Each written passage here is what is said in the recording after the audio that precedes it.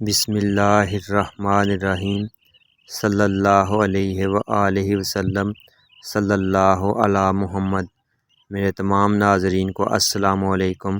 میرے دوستو، آج کا میرا موضوع ہے تاجدار مدینہ صلی اللہ علیہ وآلہ وسلم نے درود خوان کی عید کرا دی۔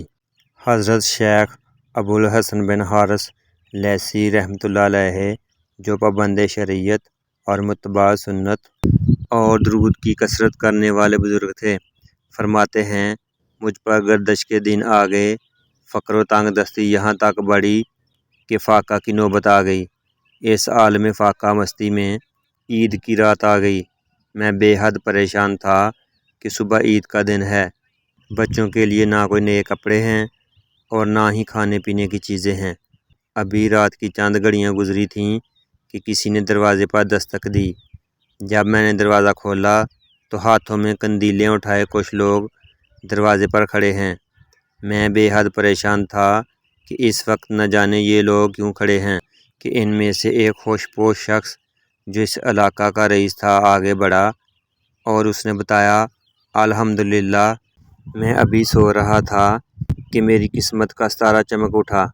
کیا دیکھتا ہوں کہ شہنشاہ کونین صلی اللہ علیہ وآلہ وسلم غریب خانے پر تشریف لاتے ہیں اور مجھ سے فرما رہے ہیں، ابوالحسن اور اس کے بچے بڑی تنگ دستی اور فقر و فاقہ کے دن گزار رہے ہیں۔ تجھے اللہ عز و جل نے بہت کچھ دے رکھا ہے، جا اور جا کر ان کی خدمت کر۔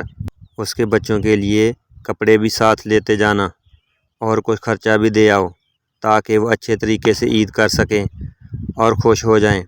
اب آپ یہ کچھ سامان عید قبول فرمائیں اور میں درزی کو بھی ساتھ لیتا آیا ہوں۔ آپ بچوں کو بلا لیں تاکہ ان کے لباس کا ناپ لے کر ان کے کپڑے تیار کر دیے جائیں۔ پھر اس رئیس نے درزیوں کو حکم دیا کہ پہلے بچوں کے کپڑے تیار کرو اور بعد میں بڑوں کے، لہٰذا صبح ہونے سے پہلے سب کچھ تیار ہو گیا اور صبح گھر والوں نے خوشی خوشی عید منائی۔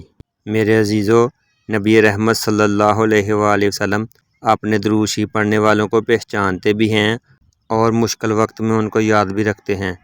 اسی لیے نبی رحمت صلی اللہ علیہ وآلہ وسلم کا فرمان ہے، جو شخص میرے اوپر درود شریف پڑھتا ہے اس کے غم، پریشانیاں، مصیبتیں اور دکھ سب ختم ہو جاتے ہیں۔ تو میرے عزیزو، آپ بھی کثرت سے درود شریف پڑھیں اور پڑھنے کی دعوت دیتے جائیں۔